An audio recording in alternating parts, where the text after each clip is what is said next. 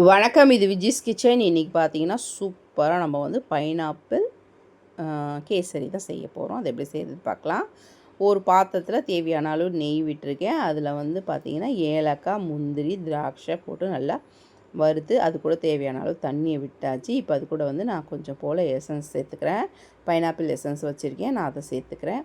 அது கூடவே கலருக்கு எல்லோ கலர் லெமன் கலரை நான் சேர்த்துட்ருக்கேன். அது கூட சர்க்கரையும் போட்டு நல்லா கொதிக்க விட்டுடணும். பார்த்துக்கோங்க, இந்த தண்ணி நல்லா கொதித்ததுக்கப்புறம் தான் நம்ம ரவையை போடணும். நல்லா வந்து ஒரு ஒரு கொதி வந்தோன்னே ரவையை போட்டுறக்கூடாது. நல்லா கொதிக்கணும். நல்லா கொதித்த பிறகு தான் ரவையை போடணும். இப்போ பாருங்கள், எசன்ஸை விட்டாச்சு. கொஞ்சமாக தான் விட்டுருங்க, நிறைய தேவை. பைனாப்பிள் எசன்ஸ் நிறைய விட்டால் வாசனை ஓவர் இருந்தால் சாப்பிட முடியாது. தேவையான அளவு மட்டும் ஒரு அரை ஸ்பூன் அளவுக்கு தான் நான் விட்டுருக்கேன். இப்போ இது வந்து நல்லா கொதிக்கணும். பார்த்துக்கோங்க, தண்ணி இது நல்லா கொதித்ததுக்கப்புறம் இப்போ நான் சர்க்கரையை சேர்த்துக்கிறேன். சூப்பராக இருக்குது பாருங்கள். சர்க்கரையை சேர்த்து திரும்பவும் கொதிக்க விடுறேன்.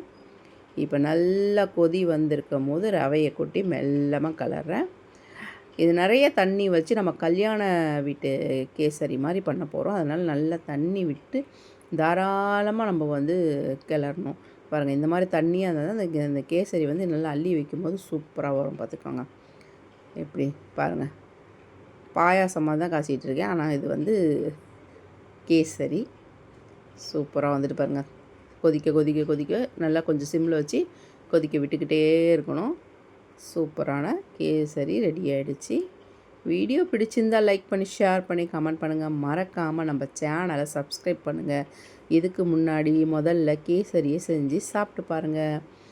நான் சாப்பிட்ட சூப்பராக இருந்தது. நீங்கள் சாப்பிட்டுட்டு எனக்கு எப்படி இருந்தது கமெண்டில் சொல்லுங்கள். பாய்.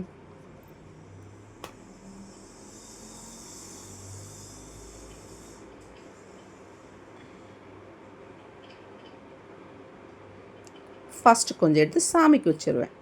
அதுக்கப்புறம் தான் நம்ம சாப்பிடுவோம்.